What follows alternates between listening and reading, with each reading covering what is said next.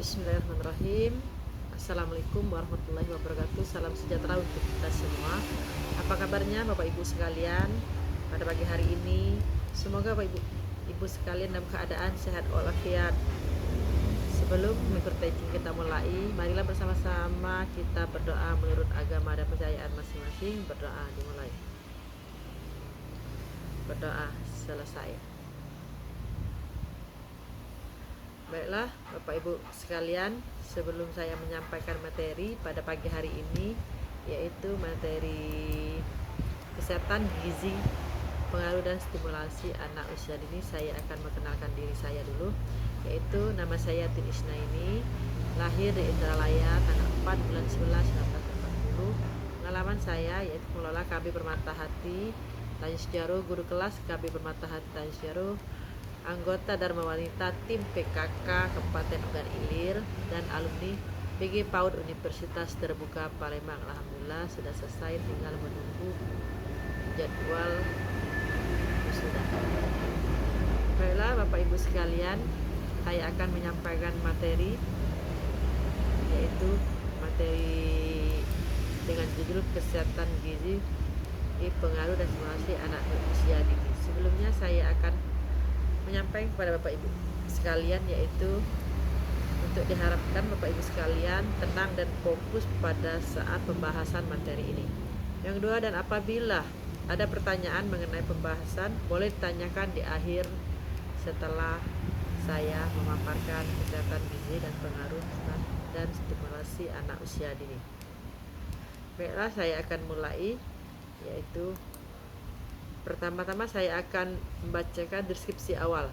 Memiliki anak dengan tumbuh kembang yang optimal adalah dambaan setiap orang tua. Periode penting dalam tumbuh perkembangan anak adalah masa balita, karena pada masa ini pertumbuhan dasar akan mempengaruhi dan menentukan perkembangan anak selanjutnya. Pada masa balita ini, perkembangan kemampuan berbahasa, kreativitas, kesadaran sosial, emosional, dan inteligensi berjalan sangat cepat dan merupakan landasan perkembangan berikutnya. Selanjutnya, tumbuh kembang anak sehat. Istilah tumbuh kembang anak sehat sebenarnya mencakup dua peristiwa yang sangat bersifat berbeda, tetapi saling berkaitan dan sulit untuk dipisahkan, yaitu pertumbuhan dan perkembangan. Pertumbuhan berkaitan dengan masalah perubahan dalam besar, jumlah, dan atau ukuran, diukur dengan ukuran berat gram atau kilogram dan ukuran panjang sentimeter. Sedangkan perkembangan adalah panjang sentimeter. Sedangkan perkembangan adalah bertambahnya kemampuan dalam struktur dan fungsi sehingga masing-masing dapat memenuhi fungsinya. Termasuk juga perkembangan emosi, intelektual, dan tingkah laku sebagai hasil interaksi dengan lingkungan.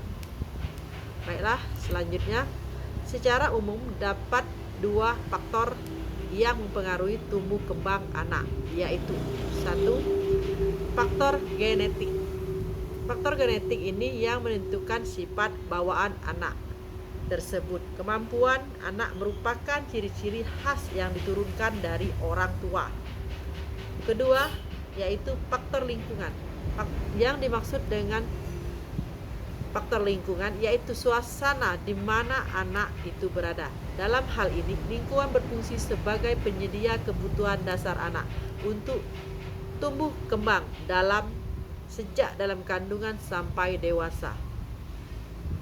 Baiklah, selanjutnya, kebutuhan dasar anak untuk tumbuh kembang secara umum dibagi menjadi tiga dasar, yaitu satu, kebutuhan fisik biomedis atau ASU, meliputi pangan, gizi, perawatan kesehatan dasar, yaitu merupakan imunisasi, pemberian ASI, penimbangan yang teratur, pengobatan. Selanjutnya, ketiga, pemukiman yang baik atau tempat tinggal yang baik dan bersih. Yang keempat yaitu perseorangan dan sanitasi lingkungan. Selanjutnya pakaian, dan selanjutnya lagi rekreasi. Baiklah, selanjutnya akan saya lanjutkan. Kedua, kebutuhan emosi atau kasih sayang atau ASI. Kasih sayang dari orang tua akan menciptakan ikatan yang erat dan kepercayaan dasar untuk menjamin tumbuh kembang yang selaras baik fisik, mental, atau emosional pada anak. Ketiga, yaitu kebutuhan yang menstimulasi mental atau ASA. Stimulasi mental mengembangkan perkembangan kecerdasan, kemandirian, kreativitas, agama, kepribadian, moral, etika, produktivitas, dan sebagainya. Baiklah, selanjutnya akan saya lanjutkan, yaitu perkembangan anak. Periode penting dalam tumbuh kembang anak adalah masa balita, karena pada masa ini pertumbuhan dasar yang akan mengaruhi dan menentukan perkembangan anak selanjutnya. 4 perimeter yang dipakai dalam penilaian perkembangan anak adalah: 1. Gerakan motorik kasar atau pergerakan dan sikap tumbuh. 2. Gerakan motorik halus, misalnya menggambar, memegang suatu benda, dan lain-lain. Ketiga, bahasa atau kemampuan merespon suara, mengikuti perintah, berbicara spontan. Keempat, yaitu kepribadian tingkah laku atau bersosialisasi dan interaksi dengan lingkungan sekitar. Baiklah, akan saya lanjutkan.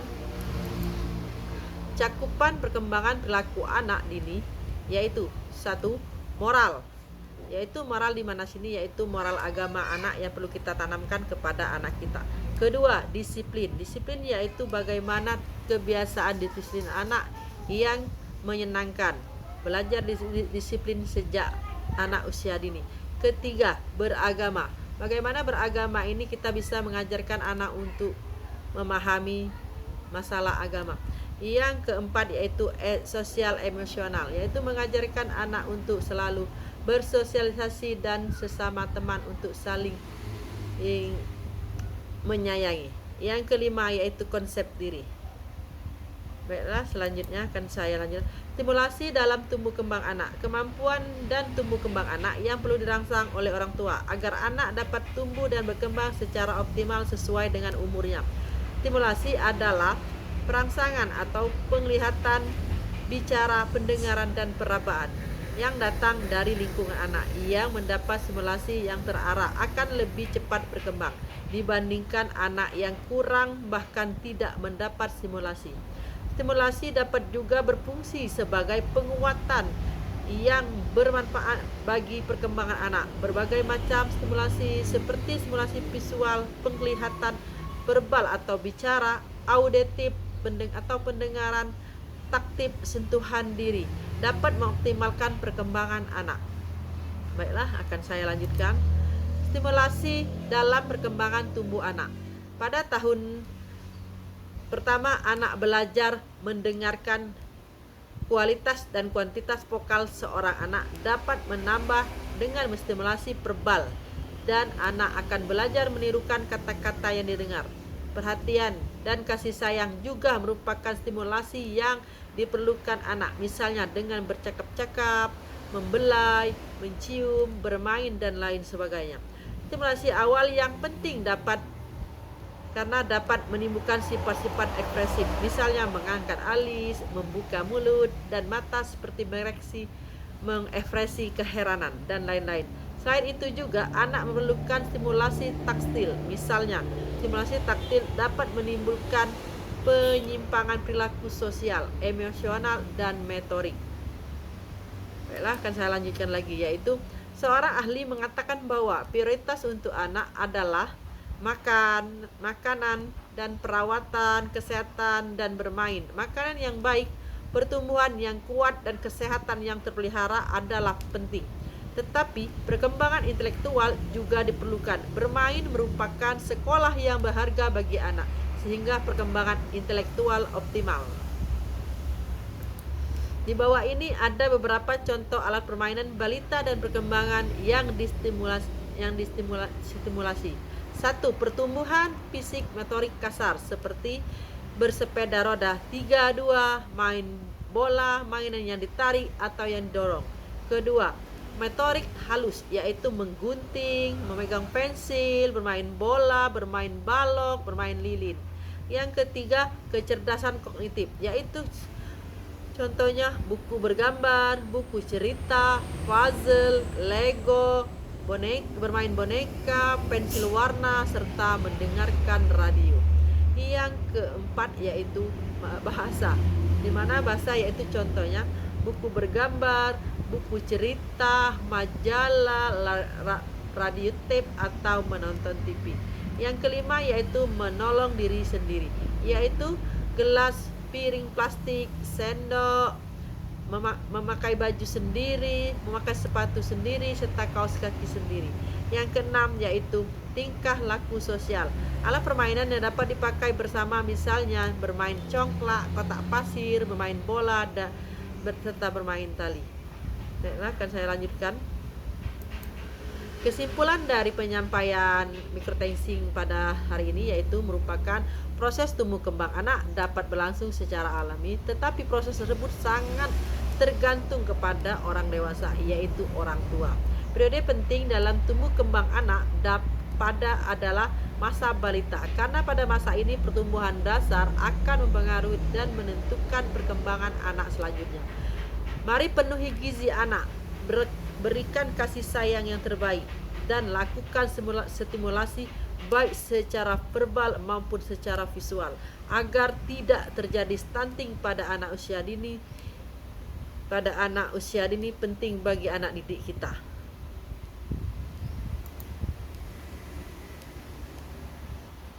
Sungai Musi airnya bersih, rumah gubuk dari kayu ulin. Saya ucapkan terima kasih, semoga bermanfaat bagi hadirin. Baiklah Bapak Ibu sekalian, sebelum saya menutup microtensing pada pagi ini, mengakhiri microtensing pada pagi ini, saya akan menyampaikan kepada Bapak Ibu sekalian, jika ada yang ingin dipertanyakan, kami silakan untuk mengangkat tangan dan menyebutkan nama dan asalnya. Baiklah, sekian microtensing saya pagi hari ini. Terima kasih atas ketenangan Anda dalam mengikuti microtensing kali ini. Semoga dengan microtensing ini dapat menambahkan wawasan, dan apabila ada tutur kata saya yang kurang berkenan di hati Bapak Ibu sekalian, mohon untuk dimaafkan. Selamat siang dan sampai jumpa. Wassalamualaikum warahmatullahi wabarakatuh.